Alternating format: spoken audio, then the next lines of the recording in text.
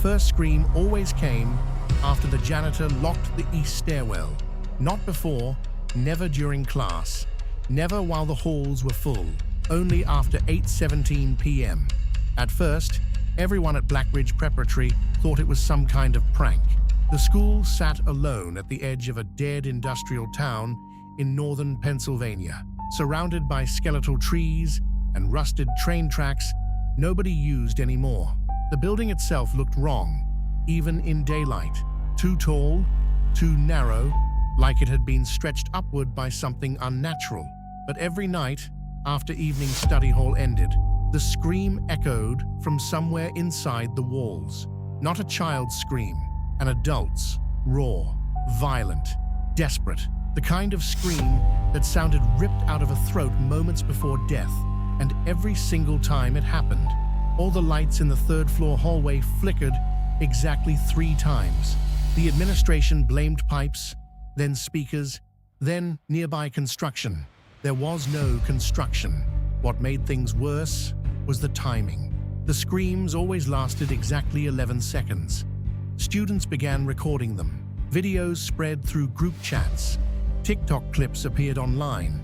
Some students claimed they heard words hidden inside the screaming. Others said, if you listened closely with headphones, you could hear another voice whispering underneath it, a voice saying, "Don't let her see you." That was the week 2 students disappeared, and that was the week I transferred into Blackridge. My name is Corvin Vale, 17, quiet, recently moved after my father accepted a temporary engineering contract outside town. Blackridge was the only private school nearby willing to take late transfers. The moment I walked through the front gates, something felt off. Students spoke quietly, like they were trying not to wake someone sleeping nearby. Teachers avoided eye contact whenever anyone mentioned the screams. Even the security guards acted nervous after sunset. The school smelled faintly metallic, like wet pennies. I noticed another thing too. No mirrors, not in bathrooms, not in classrooms, not even in the gym locker rooms. Just blank walls where mirrors should have been. During lunch, a girl with silver-streaked black hair sat across from me without asking. "You're the new kid." Her voice was calm, but her eyes kept darting toward the windows. "Corvin," I said. "Leora." She pushed a carton of milk aside, like she suddenly lost her appetite. "You should leave before Thursday." I laughed lightly. "Why Thursday?" She didn't answer immediately. Instead, she looked toward the ceiling, as if listening. Then she whispered, "Because Thursday is when the screaming moves." By Wednesday night, curiosity had spread through the entire school. A crowd of students secretly stayed after study hall to hear the scream themselves. Some hid in classrooms, others recorded from stairwells. I ended up with Leora and 2 seniors named Fenric and Odessa near the 3rd floor science wing. At 8:16 p.m., the hallway lights dimmed. Not flickered, dimmed. Like the building itself took a breath. Nobody spoke. Then, scream! The scream erupted through the hallway so violently that Odessa dropped her phone. The sound didn't echo normally. It moved, like something was running while screaming. The lights flickered once, twice, 3 times, and then silence. No one moved. I could hear Fenric breathing too fast beside me. Then Odessa whispered something that made my stomach tighten. "Did you see that?" "See what?" I asked. She pointed toward the far end of the hallway. Near the old language arts classrooms, a figure stood motionless in the dark, tall, female, head tilted too far sideways. The hallway lights buzzed weakly overhead, revealing pale fingers hanging at unnatural angles. Then the figure stepped backward into darkness, without turning around. Fenric bolted for the stairs. Odessa followed, but Leora grabbed my sleeve hard enough to hurt. "Don't run." "Why?" Her face had gone completely pale. "Because if you run," she swallowed carefully, "she notices you faster." The next morning, the principal claimed nobody was authorized to stay after hours, which was impossible because someone had unlocked the doors for evening study hall. Rumors spread anyway. Students began whispering about the Hollow Woman. According to the stories, she used to be a school nurse decades ago. One winter, several students vanished during a blizzard. The town blamed her. Then she disappeared too. No body, no investigation, nothing. Just gone. Most people treated it like urban legend. Until lunch period, a freshman named Brielle suddenly collapsed, screaming in the cafeteria. Not panicked screaming, agonized screaming. The exact same scream heard every night. Students froze. Teachers rushed toward her, but Brielle kept clawing at her own face while shrieking, "She put something in my mouth." Blood spilled between her fingers. Then she vomited. Black water flooded across the cafeteria floor. Everyone backed away, everyone except me. Because inside the black water, there were teeth, human teeth. The nurse arrived moments later and immediately ordered the cafeteria cleared. But before Brielle was taken away, she grabbed my wrist with terrifying strength, her eyes locked onto mine. "She stands behind you during the screams." I turned around instantly. Nothing was there, but all the cafeteria windows behind me had fogged over at the exact same time, and someone had written 3 words in the condensation. "He saw you." That night, I couldn't sleep. At 1:12 a.m., my phone vibrated. Unknown number. A single video attachment. No message. I opened it. The footage looked old. Grainy security camera footage from inside Blackridge. Timestamp October 14th, 1998. The camera faced the 3rd floor hallway. Empty, silent. Then suddenly, students began running past the camera. Not casually, terrified. One slipped and smashed face first into the floor. Another pounded on a locked classroom door, screaming to be let inside. And then the screaming started. The same scream, but louder, closer. The students disappeared around the corner. A few seconds later, something stepped into frame. It was the woman. Except now, I could see her clearly. Her nurse uniform was soaked dark around the stomach. Her jaw hung partially detached. And her eyes, God, her eyes looked stitched open. The footage glitched violently. Then the camera tilted downward slightly. That's when I noticed the floor. The hallway tiles were covered in handprints. Tiny, bloody handprints. Like children had been dragged away. Then the video ended. Another text appeared immediately after. "Thursday, East Basement." I stared at the message for nearly a minute. Then another text arrived. "Come alone if you want to hear the real scream." Thursday evening arrived under freezing rain. The school emptied early. Parents picked students up before sunset. Teachers left in groups instead of alone. Even the principal looked nervous. At 7:40 p.m., I headed toward the East Basement. Leora intercepted me near the stairwell. "You got the messages too?" I stopped cold. "Two?" She slowly pulled out her phone. Same video, same text. Thunder shook the windows overhead. "We shouldn't go down there," she whispered, but neither of us walked away. The East Basement staircase descended far deeper than it should have. Concrete walls became older the farther down we went. Pipes disappeared. The air turned damp and stale. Eventually, we reached a rusted metal door chained shut. Except the chain had already been cut. Freshly. Leora looked ready to throw up. "You hear that?" At first, I heard nothing. Then, children crying, very faint, beyond the door. I pulled it open. The room inside wasn't a basement. It was a hidden infirmary. Rows of rusted beds sat beneath hanging surgical lights. Mold crawled across the ceiling. Glass medicine cabinets lined the walls, and every cabinet was filled with cassette tapes. Hundreds of them, each labeled with dates. Then Leora found the photographs. Stacks of student ID pictures. Every missing student from the last 30 years. Some smiling, some crying, some restrained to hospital beds. My pulse began hammering. "What is this place?" Then a voice answered from the darkness.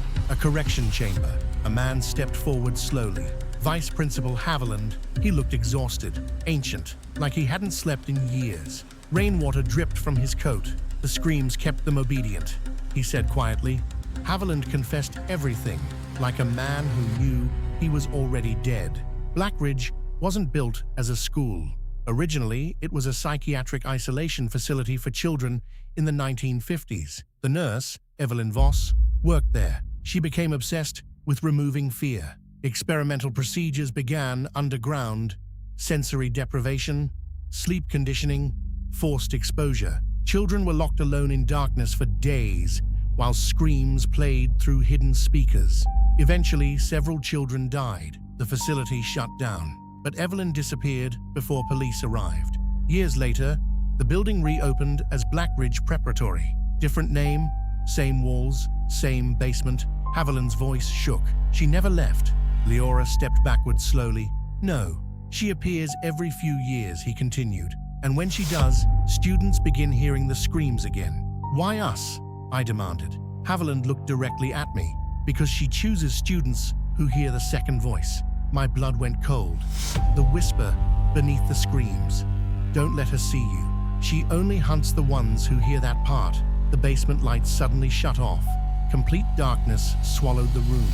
And then a wet breathing sound emerged directly behind us. The emergency lights flickered red, and she stood there, closer than human instinct should allow.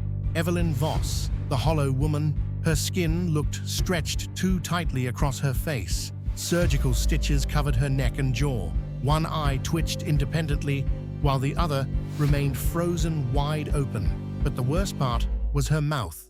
It moved constantly, like something inside it was trying to crawl out.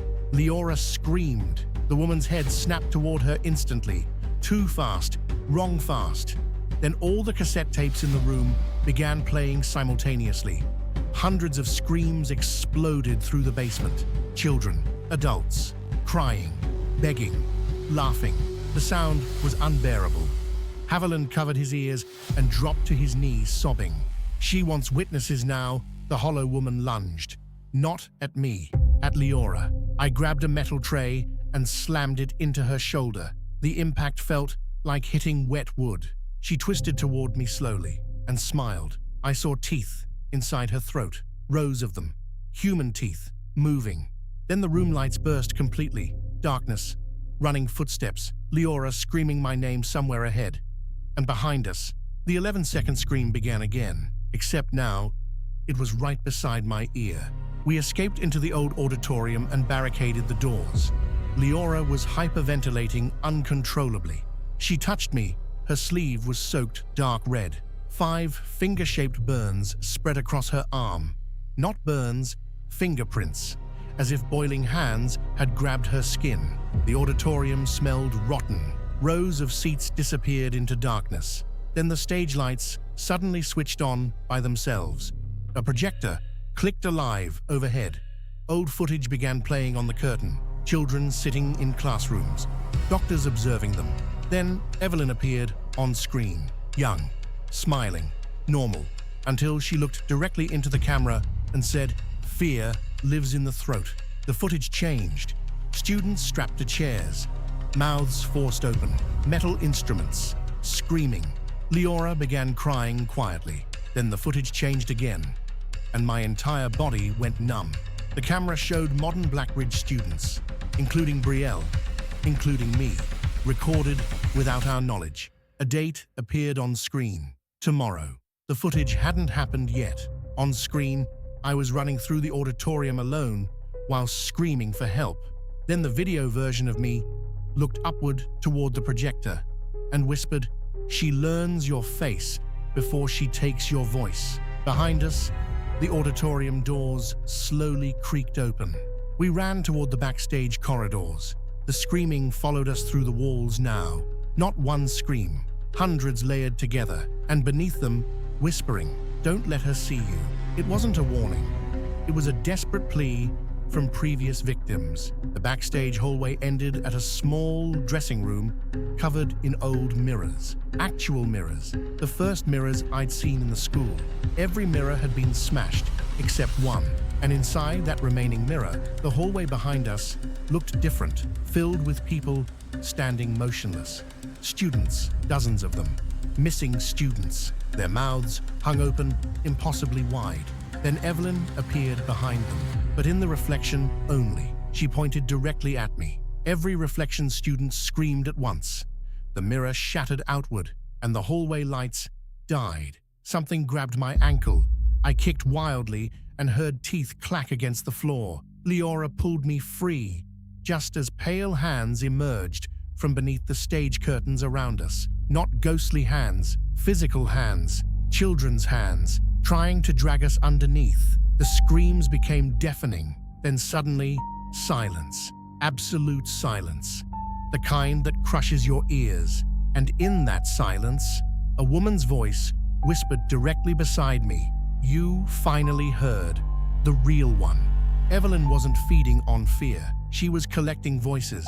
Every scream trapped inside the school belonged to someone she'd taken. That was why the screams moved, changed. The school itself had become a container for them. The walls carried the sound of every victim, and once someone heard the hidden whisper beneath the screaming, they became capable of hearing the trapped voices too. That meant Evelyn could finally see them. Us. The stage curtains began twitching violently. Shapes crawled beneath them. Leora grabbed my arm hard. We have to burn this place. But Haviland appeared from the darkness again, bleeding from his scalp. You can't. Why not? His eyes looked broken. Because the school isn't keeping her trapped anymore. He stared upward slowly. She's using the students to leave. The auditorium speakers exploded with static. Then every trapped voice screamed simultaneously, not in pain, in warning. And for the first time, I heard a sentence clearly inside the noise. She's inside Leora. I turned toward her. Her expression changed instantly. Too calm, too empty. Then she smiled. The exact same smile Evelyn had given me in the basement. 3 months later, Blackridge Preparatory officially closed after an electrical fire destroyed most of the East Wing. That's the public story. The real story never appeared anywhere. 21 students vanished that night. No bodies were recovered. Vice Principal Haviland was found dead in the auditorium with his vocal cords removed. And Leora Mercer was never seen again. At least, not officially, because 2 weeks ago, a video started circulating online. A cell phone recording from another school.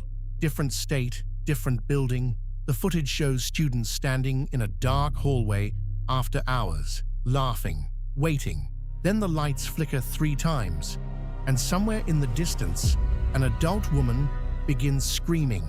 Exactly 11 seconds. Right before the video ends, a girl steps briefly into frame. Silver-streaked black hair, head tilted slightly sideways, smiling. And beneath the screaming, if you raise the volume high enough, you can hear dozens of voices whispering together. She sees you now.